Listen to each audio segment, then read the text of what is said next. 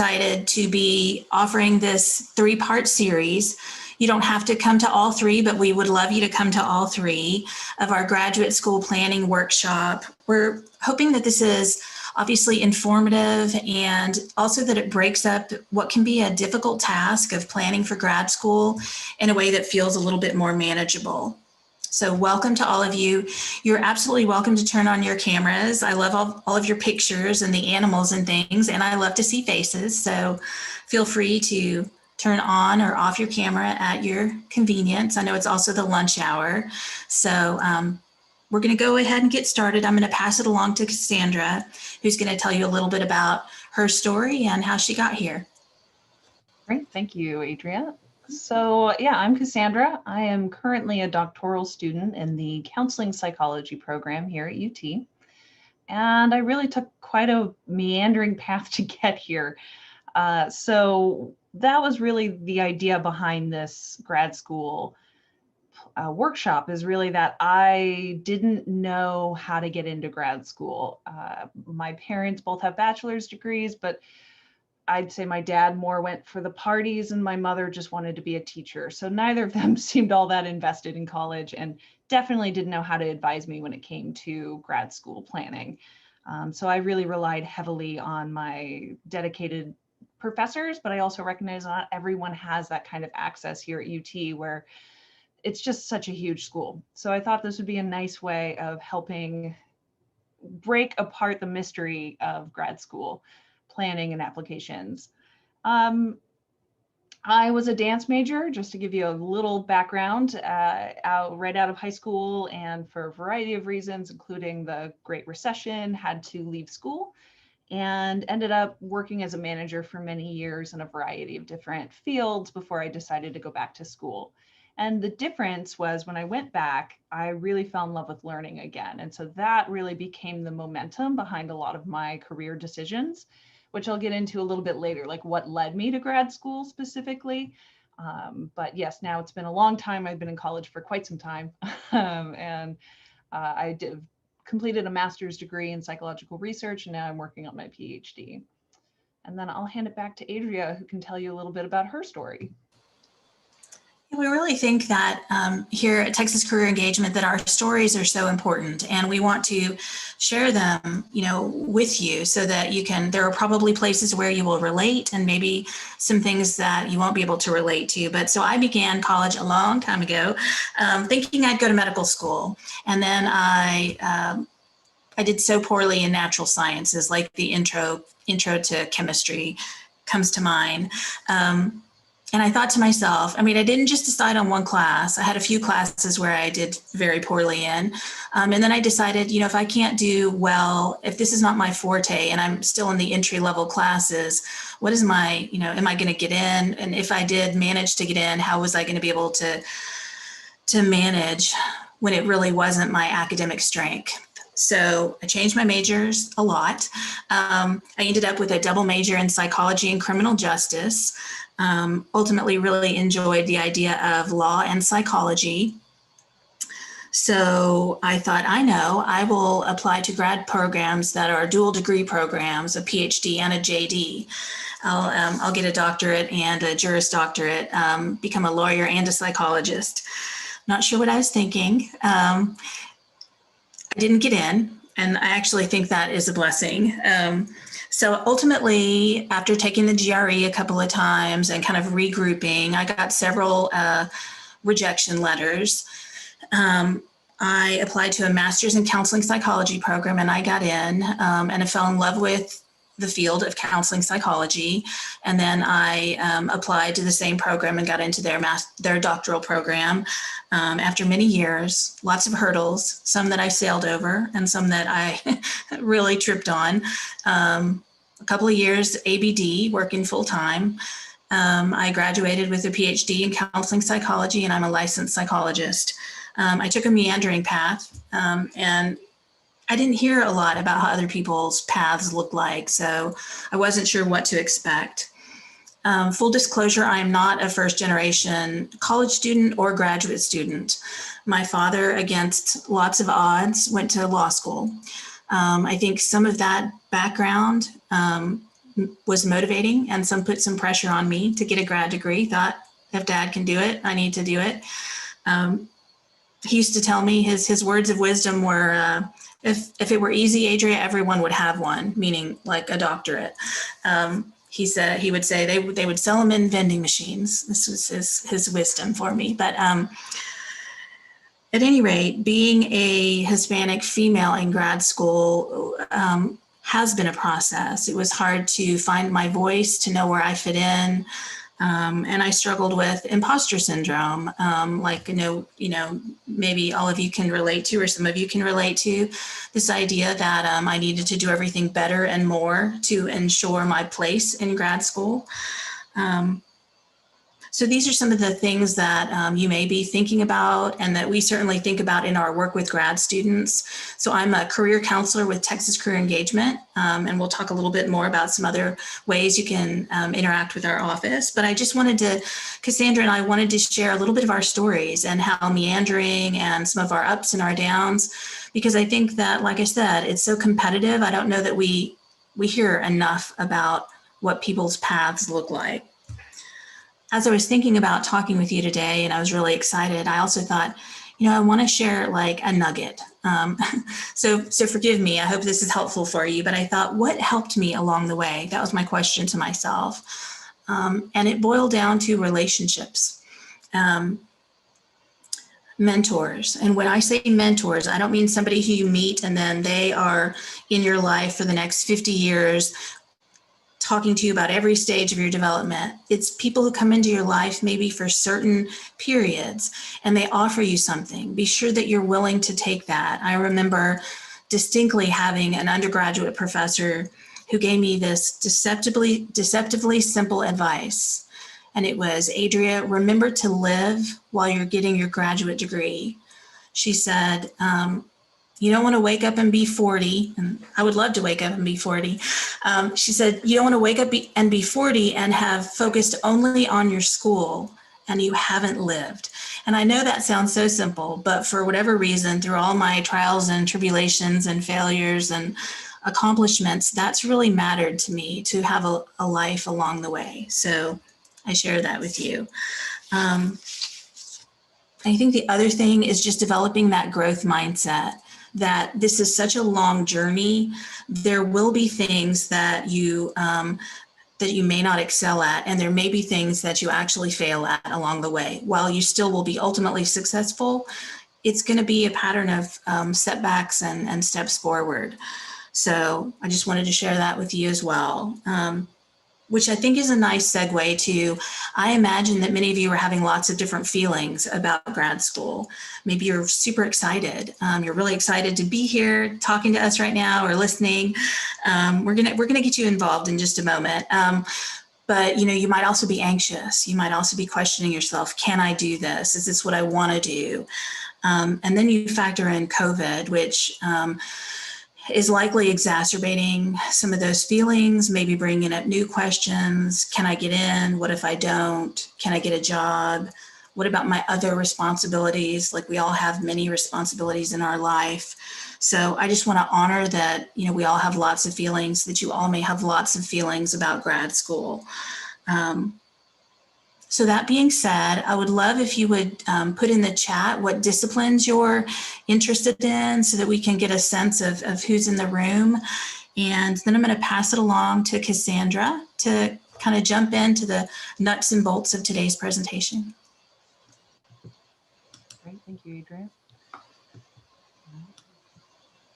And your nugget really resonated with me, at least. I definitely relied a lot on, those people who came in and out of my life along the way. So yeah, if you wouldn't mind putting your discipline in the chat, or maybe your current major, what you're hoping or what you're considering for grad school, really anything along those lines. Economics, thank you. Clinical psychology, wonderful. Okay.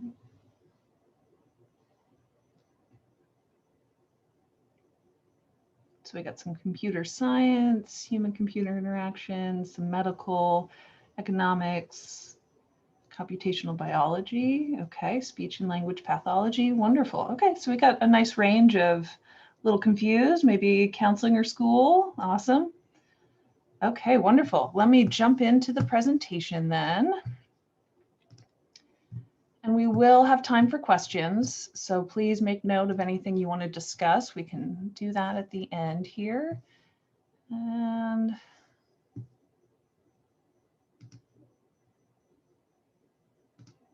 okay, so this is our first session of the three-part series, and really we just wanted to start broadly with like, well, what now, right? Like where do you go? How do you even start this process? So that's what we're covering, is where do you start? And in this presentation, we'll go over a few things. Now, there's never enough time for everything, so I'll do my best, but if there's anything that comes up that, you know, is unclear or you have other questions, please feel free to voice those at the end, because I recognize that I'm not going to get to cover quite everything. First thing I want to talk about are some of the reasons people go to grad school, common reasons, and your reasons as well. And then also moving into how do you find programs? What are important things you should consider when looking at different programs? Oh, it says I'm being too quiet. Is this true? No? Okay. And where to look, right? So, and then staying organized. Oh, I think it's trying to capture my subtitles. I see. I think also you might be in presenter. Is it small? Are you seeing a big? Oh, I see. Yeah, you're all seeing the presenter mode. Okay, let me see. Use slideshow. There we go. Is that better? No, I think you stopped sharing. Oh, well, yeah, then that would help, right? It seems like this is my first rodeo, but it's not. Okay, so let's just talk about why go to grad school here. So I'm just curious, in a word or two, maybe a short sentence, what are some of the things that you're considering? Like, why do you even want to go to grad school, or why are you considering grad school? So go ahead and put that in the chat. Let me see if I can see the chat.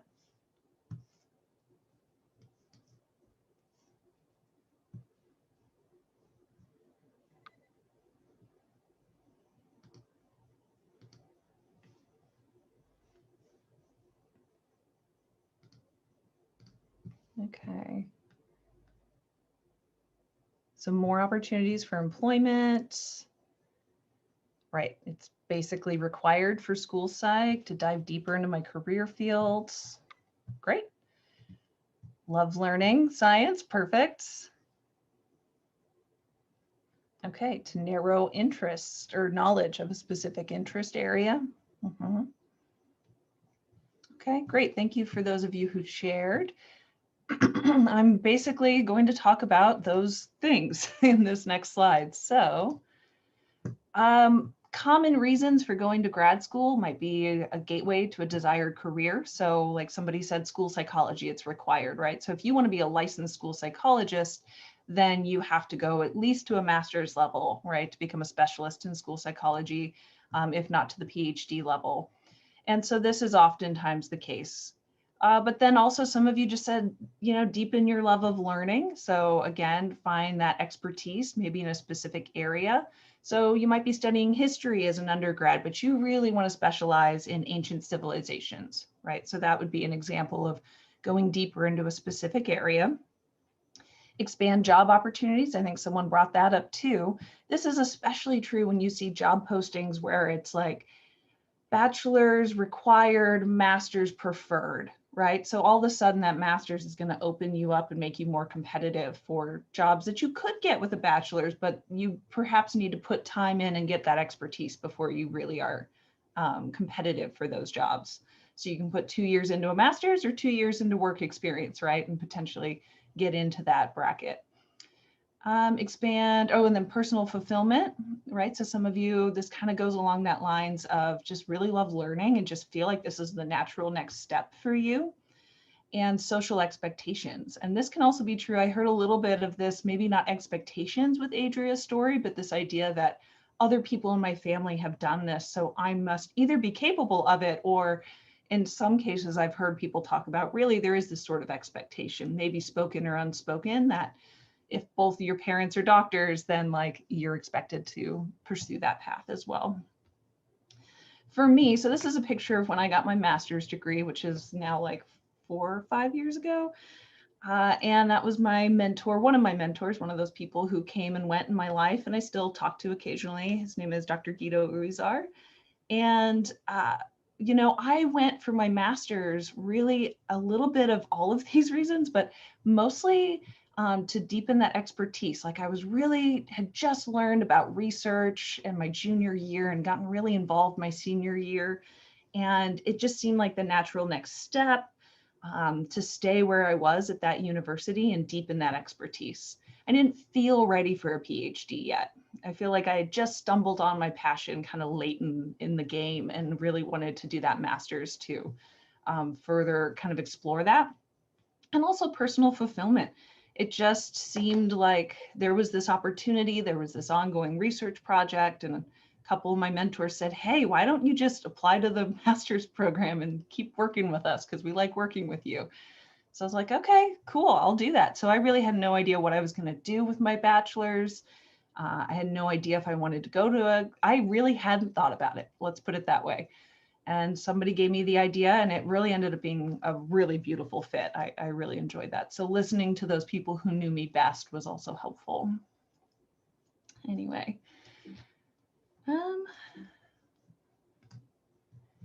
So once you've kind of figured out your reason, and I think it is important to have a sense of your reason, it doesn't need to be everything, but when you come to writing that personal statement, it's good to have a sense of who you are and what brings you to a graduate degree, because that's going to be sort of the crux of your statement in many ways. It might not be the thing you talk about the most, but it'll be laced throughout. You know, what makes you a strong fit for this program? Why should they gamble on you, right? Why are you going to complete this program? And so you have to have some good reasons for being there. Okay, so once you've decided that, yeah, you know, I think grad school is for me, or at least I want to give it a shot and apply, there's so many things to consider. And I'm going to talk about each of these, but what I really want you to think about is how do you rank these for yourself? Because that can be really important. And every professor I talked to when I was thinking about PhD programs told me something different. So my takeaway from that was I really had to come to it on my own, which of these things were most important. And in the end, shocking to me, location ended up really high on my list because like Adria said, don't wait to live. And so I decided to start a family and get married and do all of that. And we decided it was important for us to live close to family. So that's how we ended up in Texas. We moved here from California, even though I had other offers there that were comparable. It ended up coming down to location. So program mission and values. This is usually really easy to find. It's going to be on any program's website. They're going to talk about they're going to have a mission statement, or they might not call it that. It might just be their program description, but look for those keywords. What do they stand for? Do they talk about, you know, maybe social justice? And so, you know, then that's probably something you got to see if your values align there. And then accreditation and credentials. So this one's important if you have an applied degree, typically. So anything in medical or clinical science, I'm trying to think what else, but there are certain degrees that lead to licensure or accreditation in something. And so make sure that you're looking to see what are the accreditation requirements for that program. The other thing to be cautious of, and I didn't have to deal with this as much, so I don't know if Adria, you know more about it, but there are a lot of for-profit schools, and especially they're starting to pop up for graduate programs where that's all they do is graduate programs. They can be very costly, and you want to make sure you check their accreditations. I'm not saying they're not good schools. I applied to one, but the thing you want to be careful about is, are they regionally and nationally accredited? So in other words, is your degree going to mean much when you get out? Is it going to be recognized by your employer? Anything you would add there, Adria?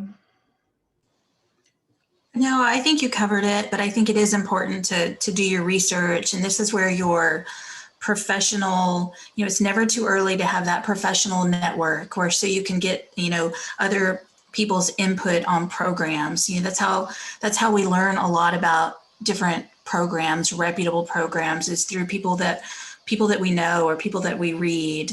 So no, I think that was all I wanted to add, but that's helpful information, Cassandra. Yeah, okay, thank you. And then support, by what I mean here is financial support. So, and this will vary by field, it will vary by level of degree. So typically, and again, this is mostly from what I know of psychology programs, is that the master's level programs are not going to receive as much financial support. You're going to pay more out of pocket for tuition and loans. You might get a TA-ship or something like that, a teaching assistantship. But in general, the programs make their money off of the master's level programs. You also get out faster, so it's not the end of the world. I took out quite a lot of loans for my master's, but I also got some state grants, and so I didn't end up paying a ton. Doctoral programs, for the most part, your tuition will be covered. You may even have a small stipend or opportunities to work, and you will be less likely to be relying on student loans. However, you're committing a much greater amount of time to that degree. So it's really a toss-up. And again, that's going to vary a lot by the type of degree in the region. So just look into that. And again, when I asked one professor, he said the thing to look for is duration and support. Which one's going to give you the most money and get you out the fastest? And that's what he cared about. Actually, you saw his picture in the last slide. And I talked to a different person and they said mentor fit, right? Like find the right faculty member. Everything else, nothing else matters if you find the right faculty. So for you, figure out which is important. Duration in courses. Grad school is an undertaking for sure. So make sure that the duration works for you. And again, don't just go by what they're saying on the website. A 2-year program might more typically be completed in 3 in some areas. That was my master's program. Only 10 of us started together, only 3 of us graduated in 2 years. So sometimes it actually takes longer, or it could I doubt you'd get done sooner, but so find out how long it realistically takes. And then I also like looking over the courses. They're usually posted online. Like, here's what you're required to take for this degree program. Do those excite you? Are you excited to take those classes? Do you want to learn more about that topic? That can also be telling about the fit of the program and your interests. And then location is an obvious one. But I will say, don't only, one of the problems I always ran into with students in California, and I see this a little bit in Texas too, is this desire to stay in Texas or stay in California. Sometimes, to really find the program that's right for you, you've got to broaden that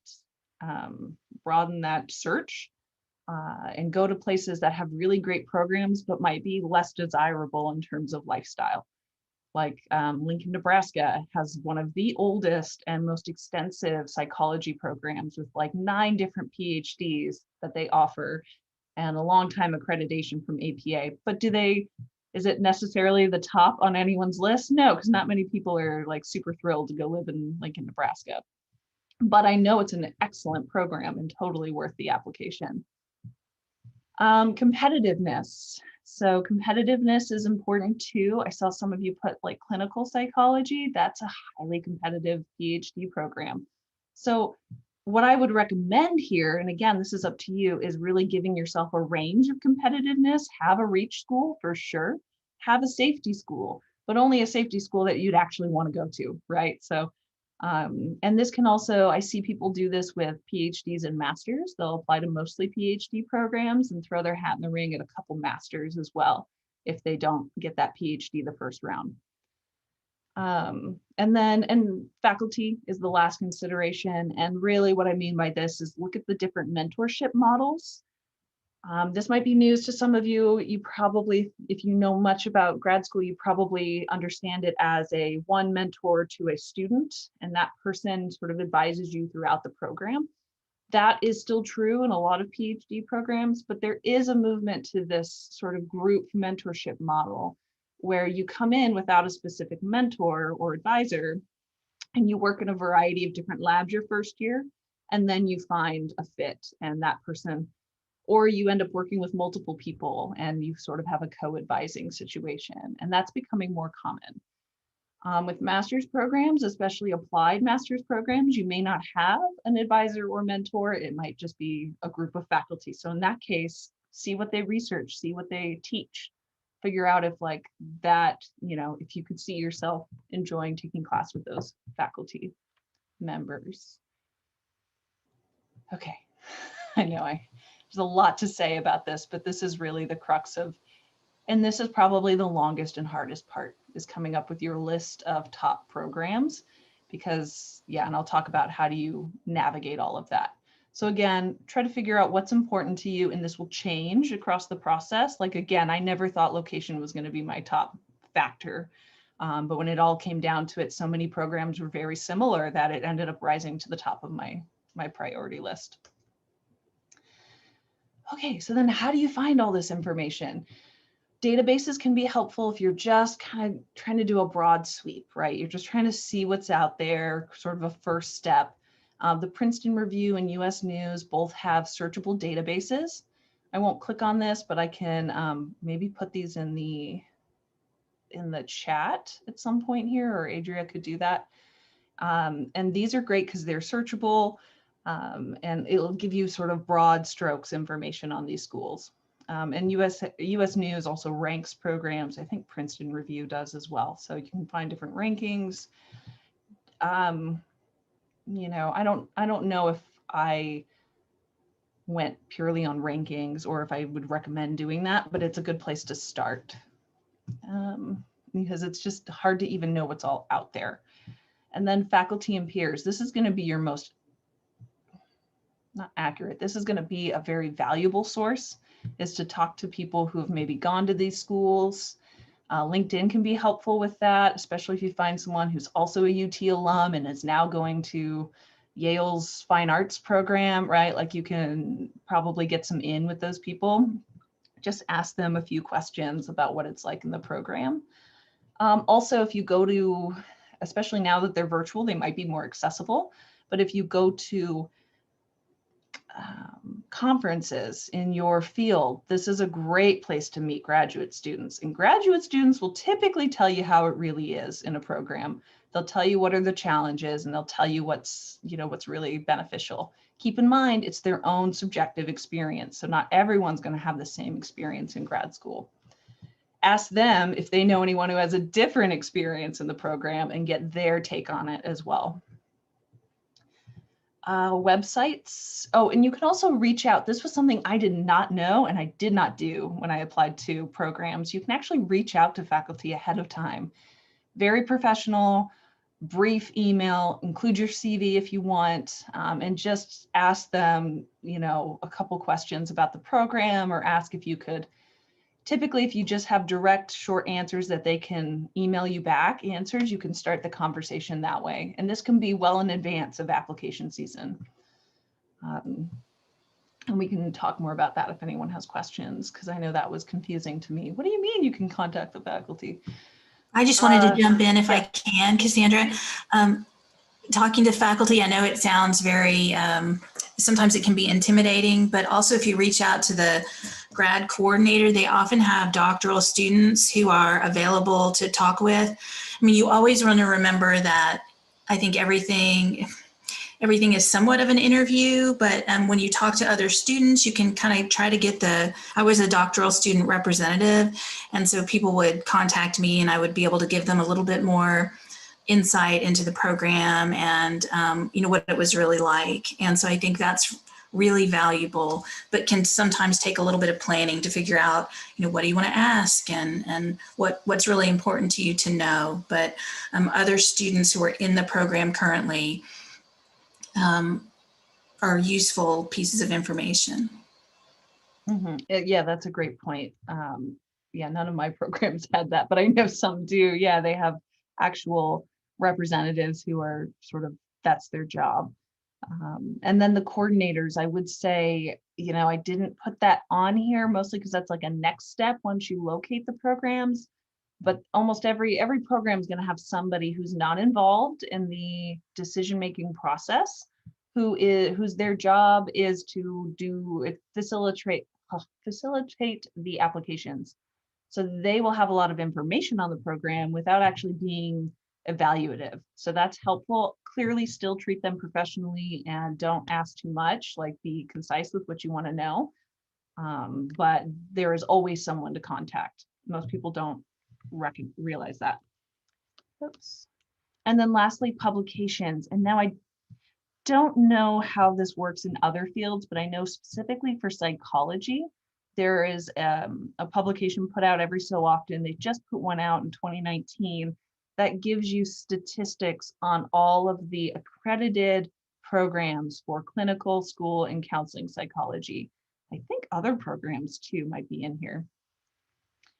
So this is very helpful. And I think my best suggestion to find these is to contact your librarian for your major. Or if you're trying to switch fields in your PhD or master's, find the librarian for that field, and they will likely know if there's such a publication. Or go through like whatever major accreditation body there is, or the major national organization for that field. They will likely be the ones who put out such a publication. So like this is put out by the American Psychological Association every so often. Okay, I'll keep moving and then we'll get to questions here soon, I promise. So how to stay organized. I mean, there's no one way to do it, but this is how I actually did it. You can see, and you know, as I got further in the process, I got lazier and put less information in. But at the beginning, I was quite organized, right? So take your time, first off. Start this early, especially this process of looking. And then the other thing I would say is when you sit down to look, if you're anything like me, you will get trapped in this wormhole of the internet and you'll quickly go, what did I learn in this last hour that I spent looking at programs? So keep notes as you go. Everything you find out is data. So don't spend your time looking at the same program twice. Write down what you need and then fill in additional details as you go. And also make yourself a goal. I always jot it down on a sticky note before I start. I'm going to look into these 2 programs that I heard about, or I want to find out every program in the Northeast that has, you know, economics degrees. And so make yourself a goal for each session and then keep notes about what you found out. And that's the best way to feel accomplished, because otherwise this could feel like a never-ending process. Because it could be, you could make this a never-ending process if you really wanted, especially if you're looking internationally, because then there's all these like other variables as well, which I'm not covering in this, but it is definitely a question if anyone has that. Keep a spreadsheet. This is my spreadsheet I used. I put the degree program I was looking into, the school. Gosh, my mouse is being quite touchy. The school, the application deadline, any notes that were, you know, different than usual, or application notes, department and college address, subfields, potential mentors, you know, secondary mentors. And I actually had them rank ordered in this. This was my original order of preferences. As you can see, UT was second to last, and that ended up being the school I picked. So you never know how this is gonna play out. It was really interview weekend that changed it all for me. And I came here and I just felt like this was the best fit. Felt like I got along here. I walked away knowing that I was going to come to UT. I had no question that they were going to give me an offer. I knew it went that well. So again, don't hold yourself to anything. Make a timeline. Princeton Review has a nice overview of the general timeline, and it usually starts like late spring with this process. However, I would say you can start whenever, but don't put a lot of pressure on yourself. Like obviously classes come first, but this can be a fun distraction to do for an hour here and there.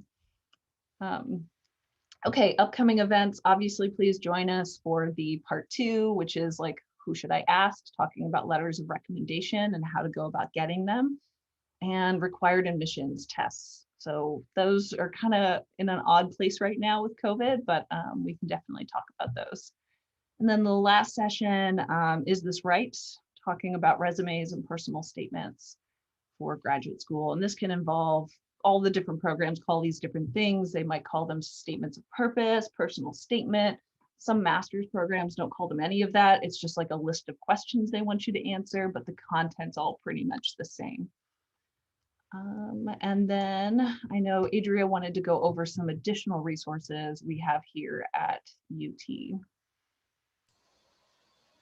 Okay, so first, Cassandra, thank you. And I wanted to say how impressive your organization spreadsheet is. I wish I had had that years and years ago. So I definitely think whatever works for you, a spreadsheet is beautiful, and you can impress all your friends with your spreadsheet later. But anything that can help you keep on track. Things are going to have, there might be a lot of overlap in terms of due dates, but things are going to have different requirements. And so the more organized you can keep, the better. This is a stressful thing to think about. It's a stressful endeavor to undertake. So whatever you can do to help yourself, I would really encourage you to set that up. So wanted to be sure you know about all the resources, yes, and do invite you to our next sessions 2 and 3. If you can join us, that would be great. And if you can join us and you have questions, we may, maybe we'll start the next one off with some questions from part 1. So we can offer whatever assistance might be most helpful for you. So we'd love to see you again. Also remember that there are a lot of resources at your college your college career office. So if you're in Moody, look at your career services office there. They have, a lot of times the individual career services office will have very specific information for you. So be sure that you look there and see what resources you can find. The health professions office is also for those of you who are interested in going into health and medical related graduate and professional school. The Writing Center can really help with personal statements and any of the writing that you'll need to undertake. Faculty, think about who in your circle, what faculty network can you utilize? Who can you talk to about the process in general, or maybe some of the specifics? At Texas Career Engagement, we are generalists in our office. We work with all students. It doesn't matter your major. We have 1-hour graduate planning workshops. So if this gets your wheels turning and you think, I have so many more questions, certainly schedule an appointment with us. We have a great team of counselors and coaches, and we can help you figure out what your next step might be. And then I also, in the spirit of knowing that this is stressful, be sure you're also utilizing your counseling and mental health resources. Maybe there's some mindfulness that you could undertake while you're thinking about this stressful process. Maybe there's maybe it would be helpful to talk with a therapist if some anxiety is coming up for you. So just be sure to utilize all the resources available to you. I think now we wanted to open it up to some questions. Stop sharing. Yeah. Thank you, Adria, for putting some resources in the chat. Please go ahead and pull those out, those links, if you're interested. Anybody have any questions or comments or?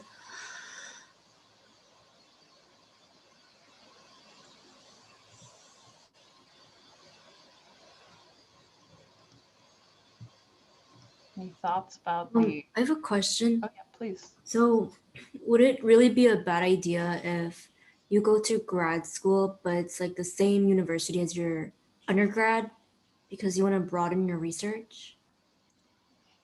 How would you go about I guess choosing which one would be the best fit?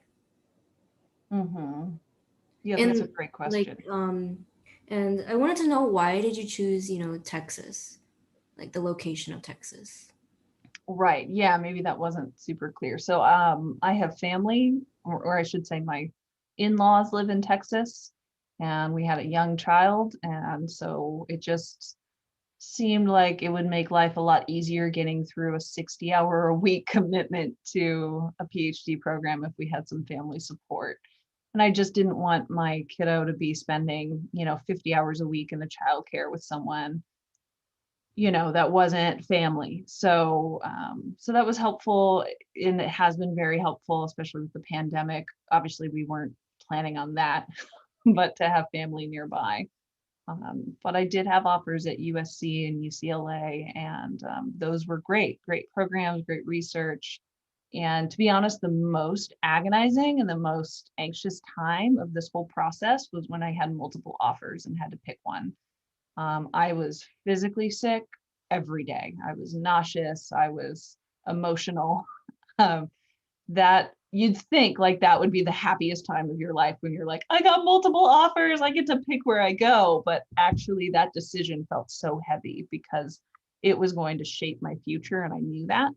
And in hindsight, I realized that yes, I would have been a slightly different person with different training had I gotten to one of those other schools, but there's no point in stressing about that. Like, I would have turned out to be a great researcher and clinician, like wherever I went. And it was just such a minor thing. Like, it's funny how having that much privilege and having that much choice ended up being such a stressful thing for me. Not to say that the rest of the process wasn't stressful. I think I was highly anxious the day I turned in my master's application as well. And I was already pretty much guaranteed acceptance.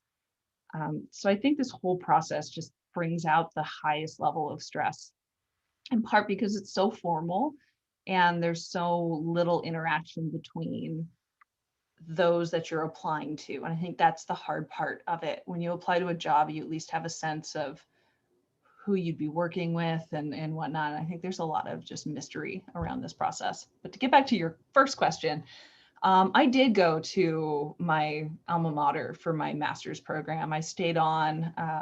I still had to apply and jump through all the hoops, but I don't think it's a bad idea. I think that many people apply to their home school. I do think that there is something to gain from going elsewhere, because there's, no matter what, there's always a culture shift. And that different culture can bring, it just shapes you in a different way. It forces you to think bigger and more broadly. So I'm not against, like, if you want to apply to UT, go for it, but also be aware that depending on the program, sometimes they don't like taking students from that graduated from their program. I'm not exactly sure why that is, but I think it has something to do with that same idea of like, they want you to be exposed to other ways of thinking and other academics, and shape you in a broader way. So the other thing too, I like to remind everyone is that they're just looking for potential. They're not looking for you to already be doctoral level or master's level. And so, that's all you're trying to convey. And then was there another part to that, Jenny? So like, how do you pick the right program? I had like another question as well. Sure. So I know that some undergrads, when they graduate, they head straight to grad school, but some will get their master's. Which way would you say you would recommend? Because I feel like some would not feel prepared. So how would you know? It's a great question. Well, and a master's is a graduate degree. So just to make that distinction, it is grad school. And that's one thing we didn't really talk about, but a lot of people take a gap between their undergrad and their master's. And there's two big worries I hear people talk about. One, I won't be motivated to go back to school, which I will say then you probably don't really want to go to grad school. The people I know that did that path had no problem kind of like making that switch. They did say it was an adjustment, going from, whatever, having a job and a great income to very little income. And that was the bigger adjustment. However, I think a lot of graduate programs prefer somebody with work experience, and I think the part of that reason is you're more confident when you say, I know this is what I want to do with the rest of my career, or the next whatever section of my career. Because if you've worked in that field, even relatedly, you can really point to those experiences and say, here's what I learned, and here's why I'm positive this is what I want to do. You come straight out of undergrad, you may have less of those experiences to point to. Not to say you can't, many people do that. But don't be surprised if you apply straight out of your bachelor's and you don't get in, but then you work for a couple years and it's much easier to get in.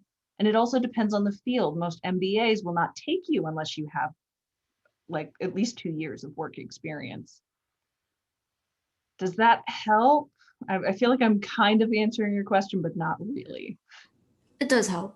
Okay. I think those are great questions, Jenny. I think that, and I love that Cassandra is myth busting, right? Like the myth that, oh, I won't go back if I take a gap year or those kinds of things. I was also going to add that you can looking at individual programs, you can see like typically they'll have data like average age of incoming students and average. So you'll be able to tell like what kinds of students are they looking for. And then I think the other piece is it really depends on what your life looks like, what other responsibilities you have.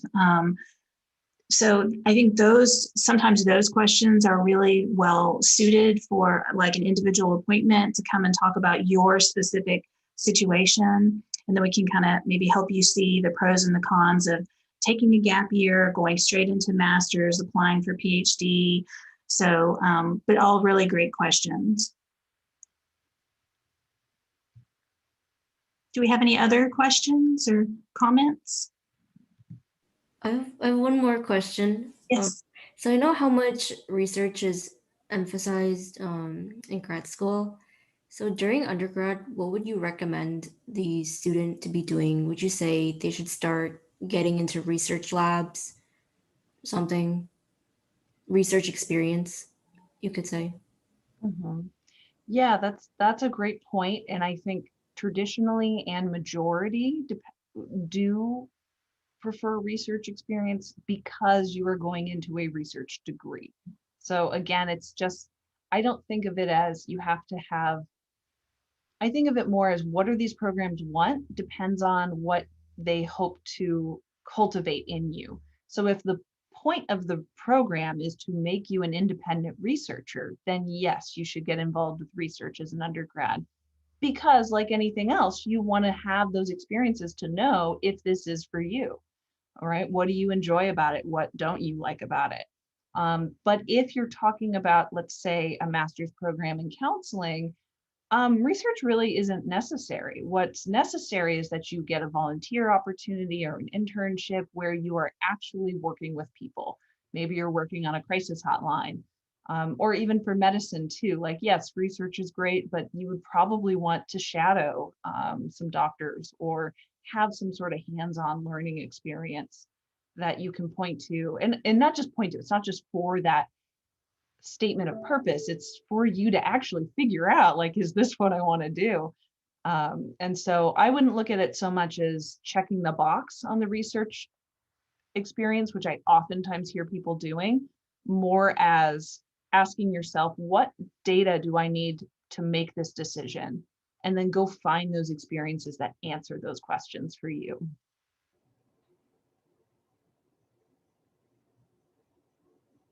But yes, research is great. And Eureka is a great website for finding undergraduate research experiences here at UT. I can put that in the chat. Anyone Really great. else? Really good questions. And thanks, Cassandra, for balancing that. I think you're right. That idea of having it be an opportunity to learn what you like, as opposed to just to get in. Taking on experiential opportunities that will allow you to see, do you like what you might be doing? Do you like a large portion of what you might be doing in grad school and beyond?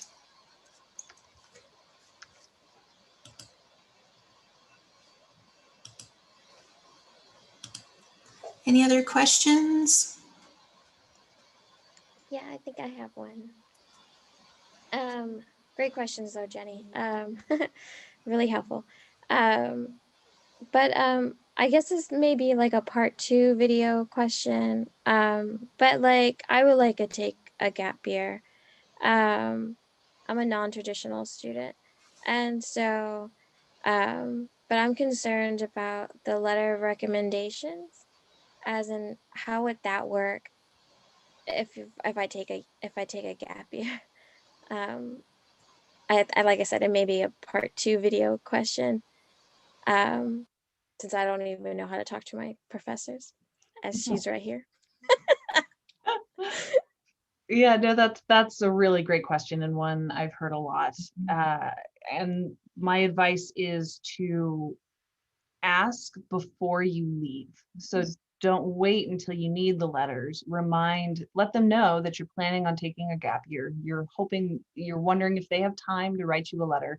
And again, we can go over this in the next session too, but the idea is to, like your network, stay in contact. It doesn't need to be like pestering them every month, but every so often, right? Check in, see how they're doing, and just remind them kind of who you are. And then when the time comes, then you're just really reminding them of the commitment they've already made to write you a letter. And at that point, yeah, we can go over the details of how to like make that easier for them, but don't let the gap year, or don't let letters of recommendation be a reason for not taking a gap year if that's what you want to do. There are professors are used to that. It's not unusual to ask for a letter before you leave and then come back a year or two later and ask for that letter officially. I also added Eureka to the chat. If anyone hasn't heard of that site, it is a nice way of finding out about current research projects at UT for undergrads. You're welcome, Nina. I know we're almost out of time. Any last lingering questions before we wrap up? Yes, I have a quick question. Right now, I'm in the current predicament where, like I'm, applying to grad school, and I'm getting ready to take my GRE, and yeah, like I'm just like afraid because like right now I'm also taking like 6 classes, and I'm also doing like outside project experience, so I don't have as much time to study for my GRE. So my question is like how important it is like for like GPA and GRE requirements for this for grad school, and does like having outside experience matter more than having like a good GRE score or a good GPA? It's a good question. Unfortunately, there's a short answer and a long answer. And the short answer is it's holistic. The GRE and GPA are often used as like a benchmark. So, and it may not be sometimes it is published, but there's usually like a bar. So sometimes they'll take the median of the scores and they will not review any applications below the median. So in some ways you just have to get above the line, and then after that, typically the trend right now is to give more weight to the statement and look at the application holistically. Not every program, so you also got to watch which programs you're applying to and see how they handle it. That's a great question though for the graduate coordinators of those different programs, is how do they handle GRE and GPA. The other thing too is, we can go over this in the next one, is to plan enough time to retake the GRE before it's really due. And not that you can necessarily improve the score, but I found that once I took it once, I went, oh, that's what this is. Now I feel prepared to take it. So I think you can maybe do slightly better if you do that. The other thing I'd recommend is the practice test, because half of the battle is the length. It's a long test, and so getting your endurance up. Sorry, I think that's a great question for the next one. And if you need details sooner, I would set up an individual session through either TCE, that's our Texas Career Engagement, or potentially your college's career center. Okay, thank you so much. Yeah, you're welcome.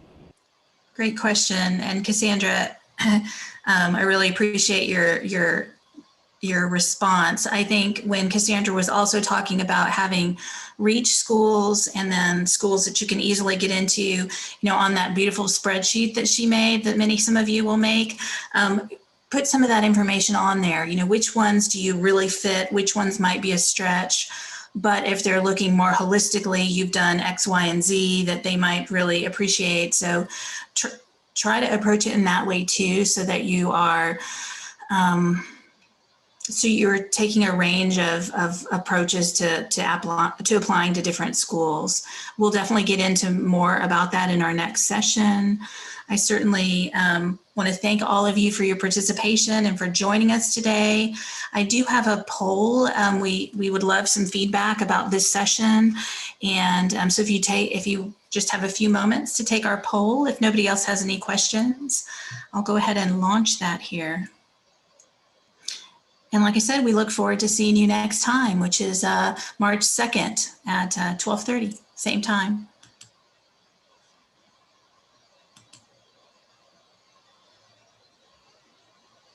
I'm going to go ahead and pause the recording. Thank you.